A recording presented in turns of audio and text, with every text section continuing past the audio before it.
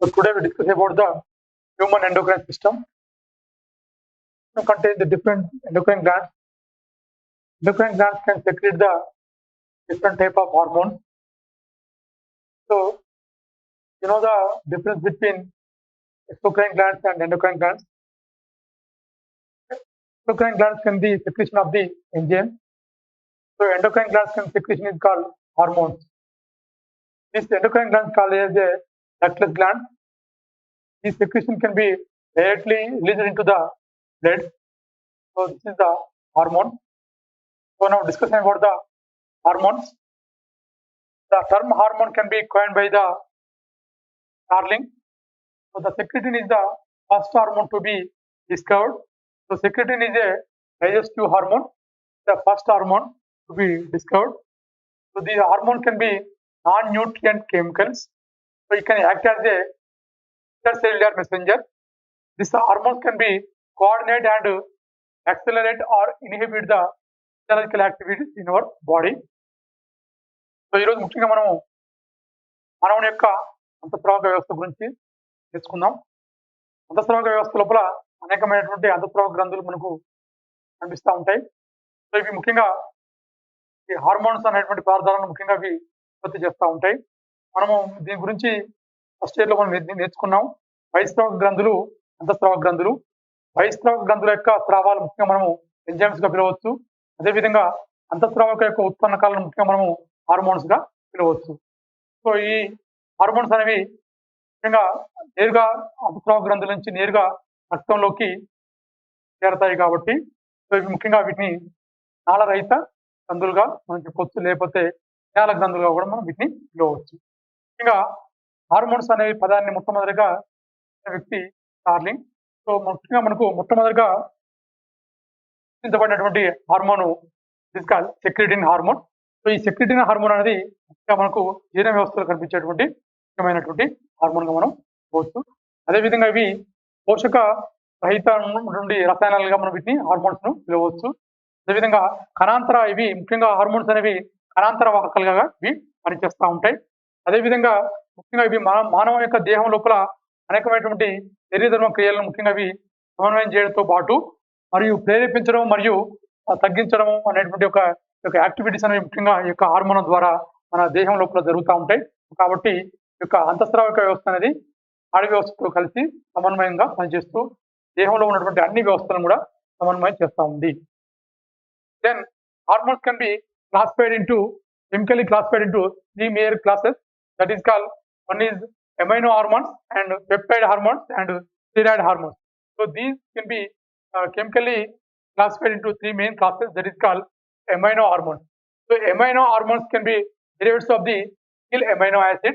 So best example of the amino hormones is called epinephrine and norepinephrine. So this is the best example for the amino hormones. Then peptide and protein hormones. So it is the polymers of amino acids. Then steroid hormones. So steroid hormones can be derivatives of the cholesterol. Best example of the steroid hormones is the testosterone and estrogen. ముఖ్యంగా హార్మోన్లను రసాయన పరంగా మూడు classes గా మనం చెప్పుకోవచ్చు. That is called amino హార్మోన్లు, అదేవిధంగా పెప్టైడ్ లేదా ప్రోటీన్ హార్మోన్లు మరియు స్టెరాయిడ్ హార్మోన్లుగా మనం పిలవచ్చు. ఈ యొక్క అమైనో హార్మోన్లు అనేవి ముఖ్యంగా అమైనో ఆమ్లాల యొక్క ఉత్పన్నకాలుగా మనం వీటిని చెప్పవచ్చు.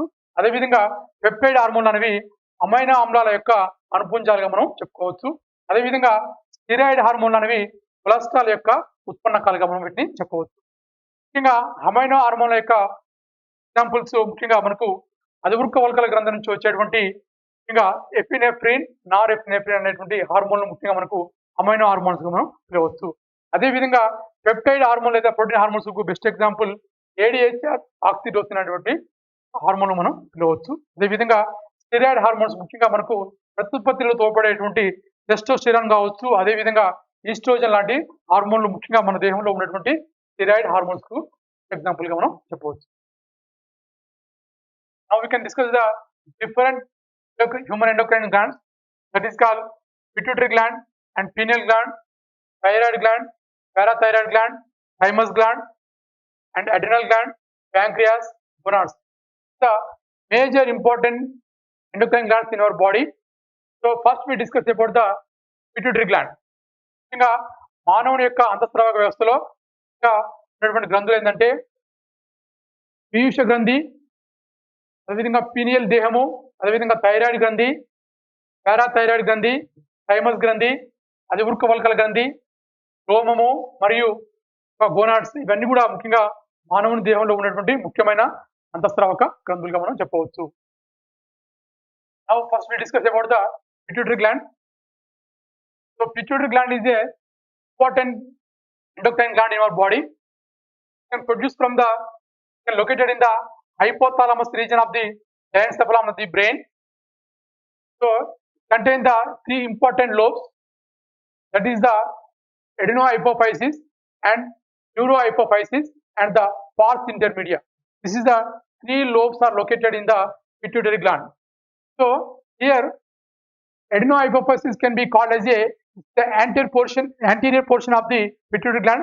So that's why it can be called as a anterior pituitary, and the neurohypophysis can be called as a posterior pituitary. So it is the posterior part of the pituitary gland. That's why it can be called as a posterior pituitary. In between, a particular gland is located. That particular lobe is there. That is called pars intermedia. Especially in the humans, the particular pars intermedia lobe can be attached to the anterior pituitary. So that's why it cannot be clearly visible. That is the pars intermedia. So we can see only two lobes are located in the pituitary gland in the human. That is called adenohypophysis and neurohypophysis. So that's why particular pars intermedia is not visible in our humans.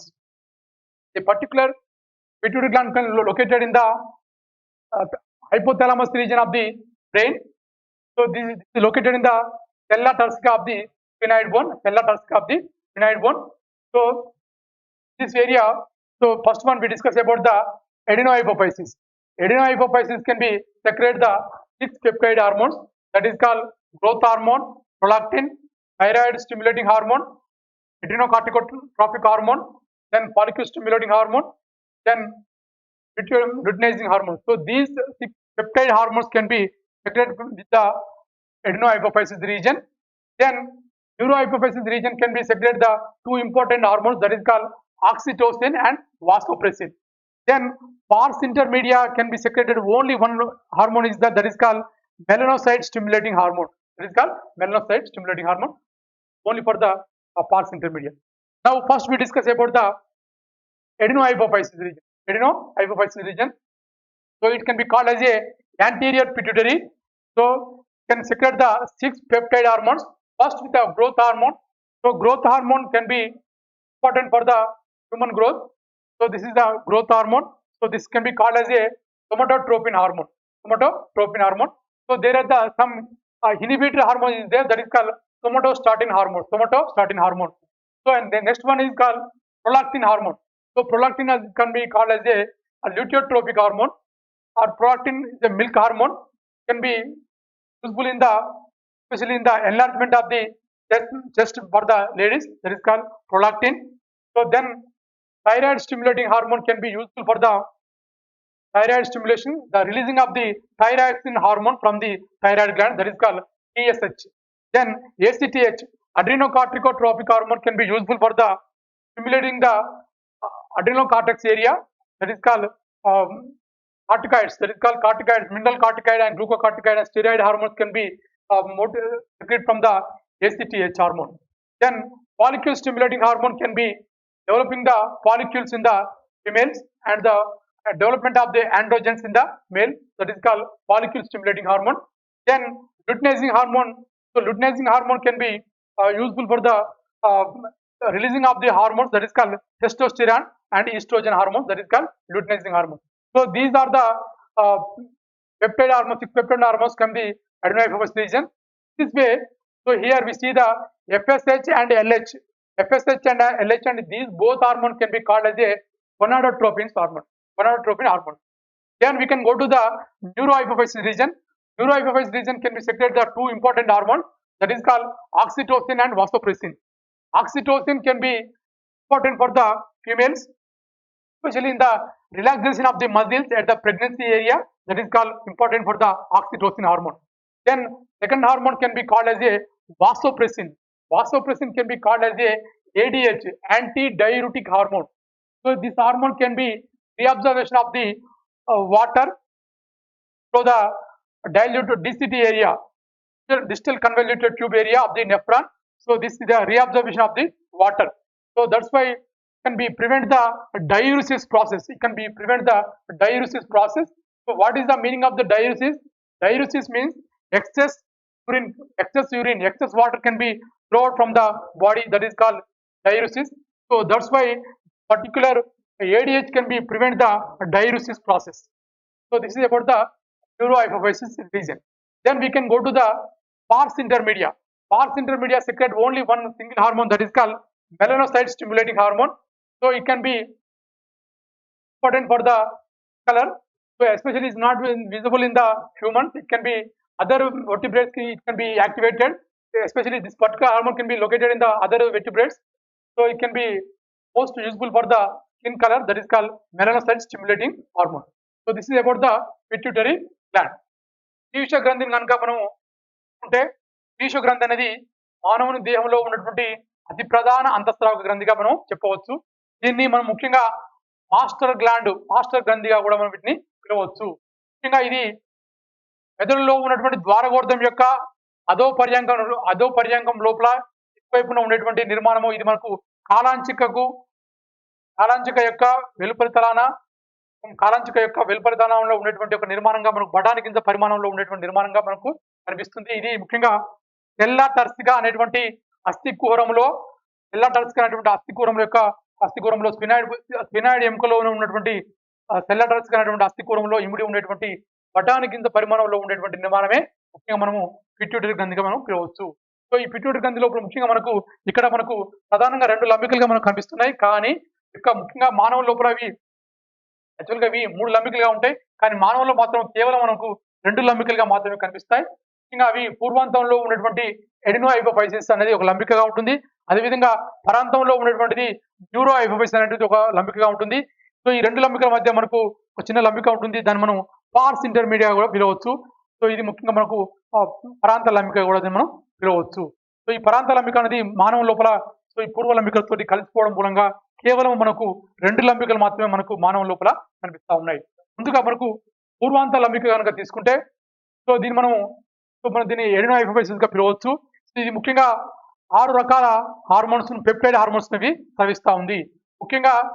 ముఖ్యమైన hormone that is called growth hormone. So దీన్ని మనం పెరుగుదల hormone గా మనం దీన్ని పిలవచ్చు. మానవ లోపల పెరుగుదలకు తోడ్పడేటువంటి ముఖ్యమైన హార్మోన్ గా మనకి ఇది భావిస్తుంది. అదేవిధంగా ఈ అతి పెరుగుదలను కూడా మనకు కొంత హార్మోన్ అనేది నిరోధించేటువంటి హార్మోన్ కూడా that is called somatostatin hormone. So somatotropin hormone అనేది పెరుగుదలకు ప్రేరేపిస్తే సోమటోస్టాటిన్ అనే హార్మోన్ అనేది ముఖ్యంగా పెరుగుదలను నిరోధించేటువంటి హార్మోన్ గా మనకు. అదేవిధంగా ప్రొలాక్టిన్. సో ప్రొలాక్టిన్ అనేది ముఖ్యంగా ఈ ఎక్కువ క్షీర గ్రంథుల యొక్క అభివృద్ధి లోపల తోడ్పడి పాలను ఉత్పత్తి చేసేటువంటి హార్మోన్ గా దీన్ని మనం ప్రొలాక్టిన్ హార్మోన్ గా చెప్పుకోవచ్చు.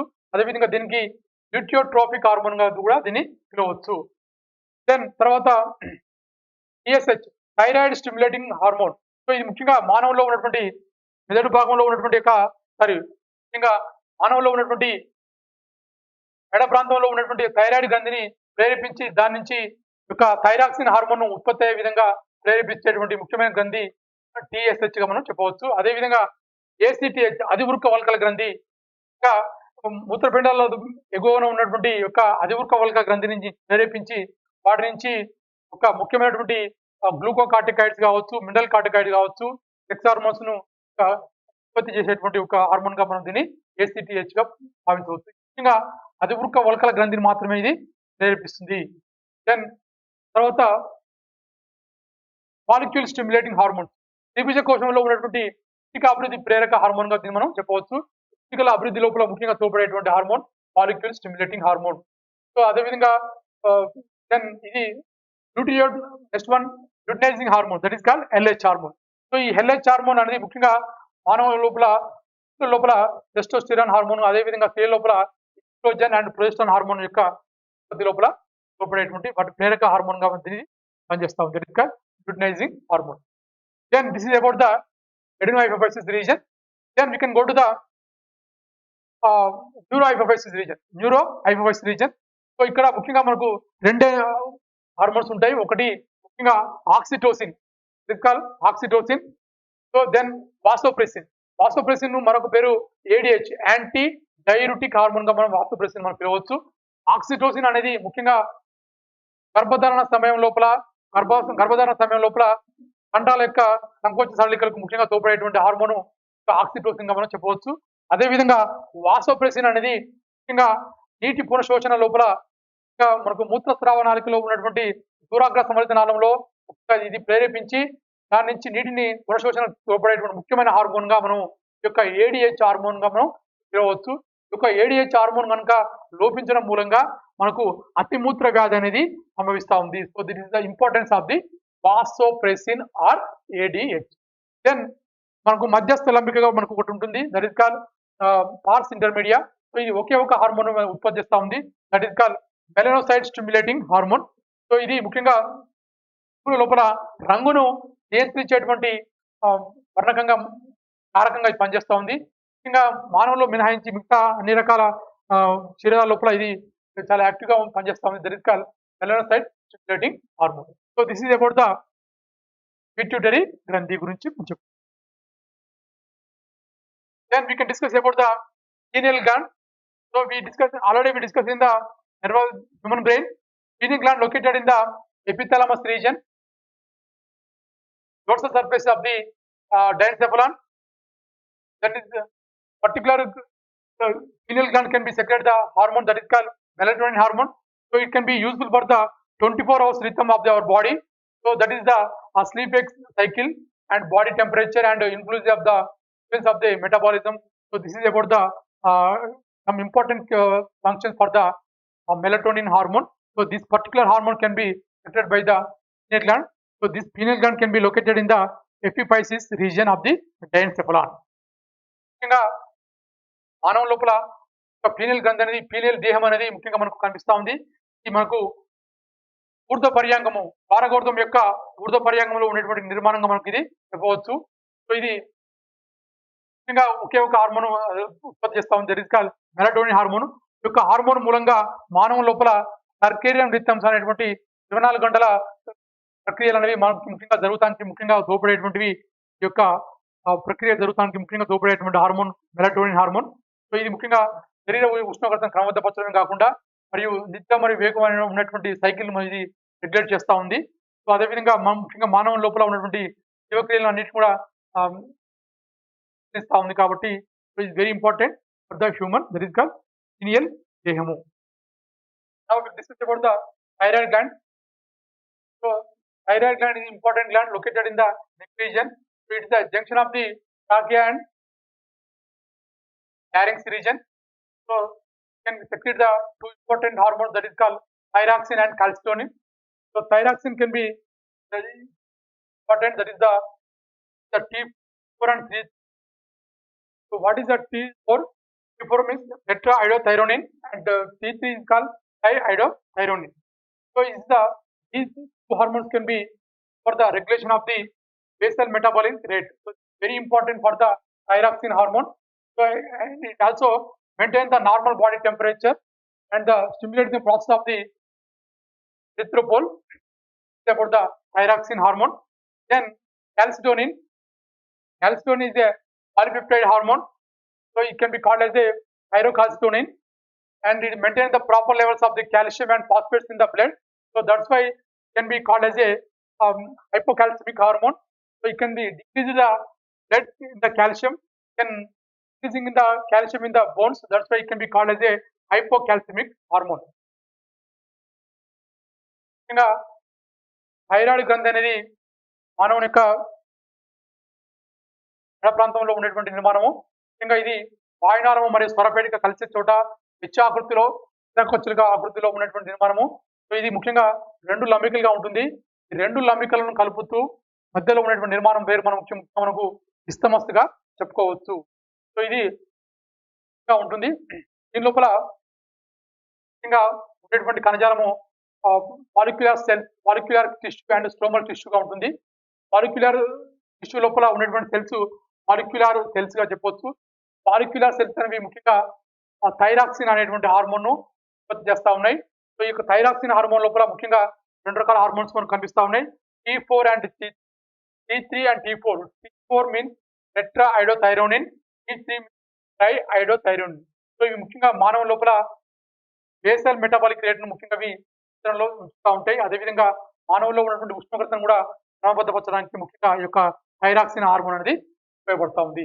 అదేవిధంగా ఈ యొక్క పారావాస్క్యులర్ సెల్స్ అనేవి ఉత్పత్తి చేసేటువంటి హార్మోన్ క్యాల్సిటోనిన్. పారావాస్క్యులర్ సెల్స్ ముఖ్యంగా ఈ క్యాల్సిటోనిన్ హార్మోన్ ను ఉత్పత్తి చేస్తా ఉన్నాయి.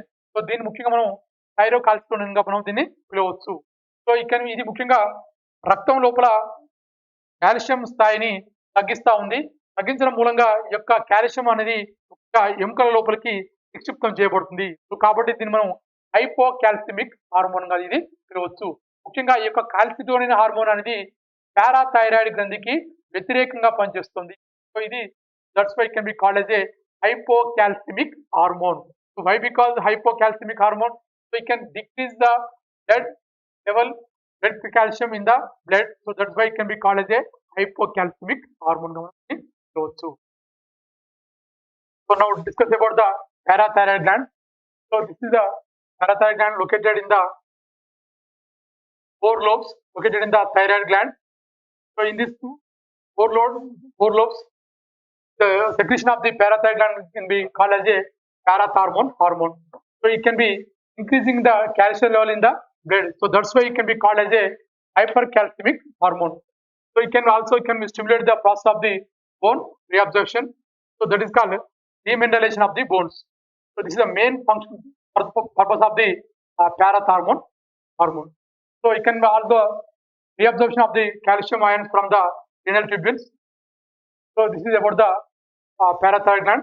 So it can also convert the calciferol, the D vitamin, to the calcitriol. So this is about the important for the parathormone hormone. ముఖ్యంగా యొక్క పారాథైరాయిడ్ గ్రంథి అనేది థైరాయిడ్ గ్రంథిలో ఉన్నటువంటి 4 లంబికలుగా ఇది ముఖ్యంగా ఉంటుంది. సో ఈ 4 లంబికల నుంచి ముఖ్యంగా మనకు పారాథార్మోన్ అనేటువంటి హార్మోన్ అనేది ఉత్పత్తి అవుతుంది. ఈ యొక్క పారాథార్మోన్ మూలంగా రక్తం లోపల కాల్షియం స్థాయి అనేది పెరుగుతూ ఉంది. సో అందుకని దీన్ని మనము హైపర్ కాల్సిమిక్ హార్మోన్ గా దీన్ని మనం పిలవచ్చు. ఎప్పుడైతే రక్తం లోపల కాల్షియం స్థాయి అనేది పెరగడం మూలంగా ఎముకలు అనేవి వారి యొక్క సాంద్రతని తగ్గిపోయి అవి విరగడానికి ఎక్కువగా ఆస్కారం ఉంది. So this is called demineralisation of the bone గా దీన్ని మనం పిలవచ్చు. అదేవిధంగా ఈ డి విటమిన్ ను క్రియారహితం ఉన్నటువంటి డి విటమిన్ క్రియాసహితంగా ఇది చేయడానికి తోడ్పడుతూ ఉంది. That is called calciferol can be converted into the calcitriol. Now another gland is thymus gland. So this thymus gland can be located in the underneath of the breastbone and just above the heart. So this is the location of the thymus gland. So this is the particular thymus gland can be secrete the particular hormone that is called thymosin hormone. So this thymosin is a peptide hormone. So this is the strengthening the human immune system. So this can also be useful for the differentiation of the T lymphocytes. Then thymosin can be promotes the production of the antibodies. This is very important for the immune system. This is the thymus gland. This thymus gland can be very important role in the childhood and it can be decreased in the adult stage. That is very important for the thymus gland. So ముఖ్యంగా thymus గ్రంథి అనేది ఈ ముఖ్యంగా హృదయం యొక్క పై భాగాన అదేవిధంగా breast bone కు ఉన్నటువంటి నిర్మాణంగా మనకు అంటే ఉరాకురం యొక్క దిగువన మరియు హృదయం యొక్క పై భాగాన ఉన్నటువంటి నిర్మాణంగా మనము థైమస్ గ్రంథిని చెప్పవచ్చు. సో ఈ యొక్క థైమస్ గ్రంథి నుంచి ఉత్పత్తి అయ్యేటువంటి హార్మోన్ థైమోసిన్ అనేటువంటి హార్మోన్ అనేది ఉత్పత్తి అవుతుంది. ఇది పెప్టైడ్ హార్మోన్ ఇది. సో ఇది ముఖ్యంగా మానవ లోపల ఇమ్యూన్ సిస్టమ్ రోగ నిరోధకతను ముఖ్యంగా అంటే మామూలుగా ఎక్కువగా చేసేటువంటి అంటే వాటిని పెంచే విధంగా ఇది పనిచేస్తా ఉంది. అదేవిధంగా ముఖ్యంగా యాంటీబాడీస్ ను ఎక్కువగా ఇది ఉత్పత్తి చేసేటువంటి హార్మోన్ గా ఉంటుంది. సో దీన్ని బాలగ్రంథిగా పిలవచ్చు. ఎందుకంటే ఇది చైల్డ్హుడ్ లోపల బాల్య దశ లోపల ఈ యొక్క గ్రంథి యొక్క ప్రభావం అనేది ఎక్కువగా ఉంటుంది. తర్వాత అంటే పెరిగే కొద్ది యొక్క ప్రభావం అనేది తగ్గిపోతా ఉంటుంది. కాబట్టి ఈ యొక్క థైమస్ గ్రంథిని ముఖ్యంగా మనం బాలగ్రంథిగా కూడా పిలవచ్చు. Next we can go to the adrenal gland. So this adrenal gland located in the anterior part of the anterior part of the kidney. So this is the pair of the adrenal glands. So this is the contain the two types of tissues, that is called adrenal cortex and adrenal medulla. So this is the two type of tissues located in the each adrenal gland. So adrenal cortex region can be contain the three parts, that is called zona glomerulosa, the outer portion of the cortex region, and zona fasciculata is the middle part, and zona reticularis is the inner part of the cortex region. So this is about the adrenal cortex region, and adrenal medulla is the inner part of the adrenal gland. ఇంకా అధివృక్క వల్క గ్రంథం కనుక తీసుకుంటే ఇది యొక్క మూత్రపిండం యొక్క పూర్వతలంలో ఉన్నటువంటి ఒక జత నిర్మాణాలుగా మనం వీటిని చెప్పుకోవచ్చు. ఇది ముఖ్యంగా రెండు రకాల కణజాలను కలిగి ఉంటుంది. ముఖ్యంగా అది పరిధీయ ప్రాంతంలో ఉండేటువంటి దాన్ని మనం ముఖ్యంగా అధివృక్క వల్కలంగా మనం చెప్పుకోవచ్చు. అదేవిధంగా లోపల తలంలో ఉండేటువంటి కణజాలను ముఖ్యంగా మనకు అధివృక్క దవగా మనం చెప్పుకోవచ్చు. ఈ యొక్క అధివృక్క వల్కలం లోపల ముఖ్యంగా మూడు భాగాలుగా మనకు కనిపిస్తూ ఉంటాయి. సో వెలుపలి భాగాన్ని జోనా గ్లోమెరులోసగా చెప్పుకోవచ్చు. అదేవిధంగా మధ్య భాగాన్ని జోనా ఫ్యాసిక్యులేటగా చెప్పవచ్చు. అదేవిధంగా చివరి ప్రాంతాన్ని, దిగువ ప్రాంతాన్ని, మూడో ప్రాంతాన్ని ముఖ్యంగా దిస్ ఇస్ కాల్ జోనా రెటిక్యులారిస్ గా మనం చెప్పుకోవచ్చు. ఈ మూడు ప్రాంతాలు కూడా మనకు అధివృక్క వల్కలంలో ఉండేటువంటి కణజాలంలో ఉండేటువంటి ముఖ్యమైనటువంటి భాగాలుగా చెప్పుకోవచ్చు. సో ఈ యొక్క మూడు భాగాల నుంచి మనకు ఉత్పత్తి అయ్యేటువంటి హార్మోన్స్ మనం కార్టికాయిడ్స్ గా కూడా పిలవచ్చు. కార్టికాయిడ్స్ గా పిలవచ్చు. Now we discuss adrenal cortex hormones. So already we discussed adrenal cortex region tissue divided into three areas. That is called, first region is called zona glomerulosa. So zona glomerulosa, then this is called as a mineral corticoid, can secrete the mineral corticoids. Here aldosterone is the chief mineral corticoids. The aldosterone can be regulate the balance of the water and electrolytes in the body. So it can stimulate the reabsorption of the sodium and water from the renal capsules, and excretion of the potassium and phosphorus, the main purpose for the aldosterone. So this is located in the zona glomerulosa of the adrenal cortex region. Then the middle part can be called as a zona fasciculata. Zona fasciculata can be releasing the glucocorticoids. Here the cortisol is the chief that is called glucocorticoid. So this is the main purpose for the cortisol is the carbohydrate metabolism. So it can be called as a life-saving hormone. Why? Because it can be particular storage glucose can be converted into the glucose. That's why it can be called as a life-saving hormone. That is called gluconeogenesis process. In the gluconeogenesis process, and also it can be useful for the stress combat hormone. When we can be in the stress, it can be relieved from the stress. That is called stress combat hormone. Can also stimulate the gluconeogenesis process. Then and also useful for the lipolysis. So this is for the cortisols from the glucocorticoids. Then can go to the zona reticularis. So zona reticularis can be called as a androgens. So it can be releasing the hormone that is called testosterone. It can be stimulate the hormone that is called testosterone hormone. So that is called androgens in our body. ముఖ్యంగా అధివృక్క వల్కలం గ్రంథిలో మనకు ముఖ్యంగా అధివృక్క వల్కల భాగం లోపల తీసుకుంటే ఈ మూడు రకాల భాగాలు మనకు కనిపిస్తూ ఉన్నాయి. సో వెలుపలి ప్రాంతంలో ఉన్న ప్రాంతాన్ని మనం ముఖ్యంగా జోనా గ్లోమెరులోసా ప్రాంతంగా మనం చెప్పవచ్చు. జోనా గ్లోమెరులోసా లోపల ముఖ్యంగా ఉత్పత్తి అయ్యేటువంటి భాగాన్ని మనం మినరల్ కార్టికాయిడ్స్ గా చెప్పవచ్చు. అదేవిధంగా జోనా ఫ్యాసిక్యులేటరీ నుంచి ఉత్పత్తి అయ్యే వాటిని మనం గ్లూకోకార్టికాయిడ్స్ గా చెప్పవచ్చు. అదేవిధంగా జోనా రెటిక్యులారిస్ నుంచి ఉత్పత్తి అయ్యే వాటిని మనం సెక్స్ హార్మోన్స్ గా మనం చెప్పుకోవచ్చు. సో ఈ జోనా గ్లోమెరులోసా నుంచి ఉత్పత్తి అయ్యేటువంటి మినరల్ కార్టికాయిడ్స్ లోపల ఆల్డోస్టిరాన్ అనేటువంటి అతి ప్రధానమైనటువంటి మినరల్ కార్టికాయిడ్స్ గా మనం చెప్పుకోవచ్చు. ఇది ముఖ్యంగా నీటి యొక్క పునఃశోషణ లోపల ఉపయోగపడుతోంది.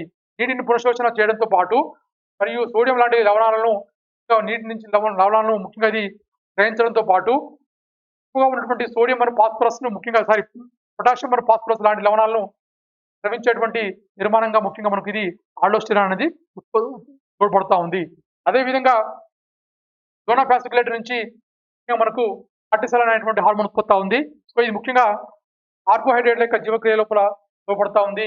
సో ఇది మనకు ముఖ్యంగా గ్లూకోజ్ ను గ్లైకోజన్ గా మార్చినప్పుడు నిల్వ రూపంలో ఉన్నటువంటి గ్లైకోజన్ ను తిరిగి మరియు గ్లూకోజ్ గా మార్చడానికి ముఖ్యంగా తోడ్పడుతుంది. కాబట్టి దీన్ని మనం లైఫ్ సేవింగ్ హార్మోన్ గా కూడా దీన్ని పిలవచ్చు. ఎప్పుడు మనకు స్ట్రెస్ అనేది మనం ఫీల్ అయినప్పుడు స్ట్రెస్ ఫ్రీగా ఇది హార్మోన్ చేస్తుంది కాబట్టి this is called stress combat hormone గా కూడా దీన్ని మనం పిలవచ్చు. అదేవిధంగా లైపోలైసిస్, అదేవిధంగా గ్లూకోనైజేషన్ ఏజెంట్స్ అనేటువంటి ప్రాసెస్ లో కూడా ఇది ముఖ్యంగా ఈ కార్టిసాల్స్ అనేవి తోడ్పడతా ఉన్నాయి. దెన్ జోనా రెటిక్యులారిస్ ముఖ్యంగా వీటిని మనం సెక్స్ హార్మోన్స్ కూడా పిలవచ్చు. ముఖ్యంగా ఇవి లైంగిక హార్మోన్స్ లోపల వాటిని ప్రేరేపించి వాటి ఉత్పత్తి అయ్యే విధంగా తోడ్పడుతుంది కాబట్టి వీటిని మనం సెక్స్ హార్మోన్స్ గా పిలవచ్చు. ఈ ముఖ్యంగా మనకు జోనా రెటిక్యులారిస్ అనే భాగం నుంచి ఉత్పత్తి అయ్యేటువంటి విధంగా ఉంటాయి. Go to the adrenal medulla region. So adrenal medulla region is the interface of the adrenal gland. So it can secrete the two important hormones that is called adrenaline, noradrenaline. So adrenaline hormone can be called as a epinephrine. Noradrenaline hormone can be called as a norepinephrine. These two important hormones can be called as a emergency hormones. Why? Because it can be useful for the particular condition. Particular hormones can be releasing. That's why hormones can be called as a fight and flight hormones. So hormones can be called as a fight and flight hormones. So hormones can be increasing in the rate of heartbeat and rate of respiration. So that's why it can be called as a fight and flight hormones. ముఖ్యంగా అధివృక్క దవ ప్రాంతం నుంచి ముఖ్యంగా మనకు రెండు రకాల హార్మోన్లు ఉత్పత్తి అవుతా ఉంటాయి. అది ముఖ్యంగా మనకు ఎడ్రినలిన్, నార్ ఎడ్రినలిన్ గా చెప్పవచ్చు. ఈ రెండు హార్మోన్స్ కూడా ముఖ్యంగా మనకు అత్యవసర పరిస్థితుల లోపల ఏదైనా మామూలుగా స్ట్రెస్ లో ఉన్నప్పుడు కానీ ఈ హార్మోన్స్ ఉత్పత్తి అయ్యి మన దేహం లోపల శ్వాసక్రియ రేటును కావచ్చు, హృదయ స్పందన రేటును కావచ్చు ఎక్కువ చేయడం అనేది తోడ్పడుతుంది. కాబట్టి దీని మూలంగా ఒకేసారి అనేది ఆవేశం అనేది రావడం జరుగుతుంది, మరియు ఒకేసారి ఆవేశం అనేది తగ్గిపోవడం జరుగుతుంది. కాబట్టి దీన్ని మనము ముఖ్యంగా ఫైట్ అండ్ ఫ్లైట్ హార్మోన్స్ ప్రేరణ మరియు పలాయన హార్మోన్ గా కూడా దీన్ని మనం పిలవచ్చు. In this area, so hormone is called as a antidiuretic hormone. Write the name and the gland secrete it. So we know the antidiuretic hormone vasopressin can be called as a antidiuretic hormone. So this hormone can be prevent the diuresis process. This hormone can be secreted in the neurohypophysis region of the pituitary gland. ముఖ్యంగా యాంటీడైయూరెటిక్ hormone అనేది ముఖ్యంగా అతిమూత్ర వ్యాధిని నియంత్రిస్తూ ఉంది.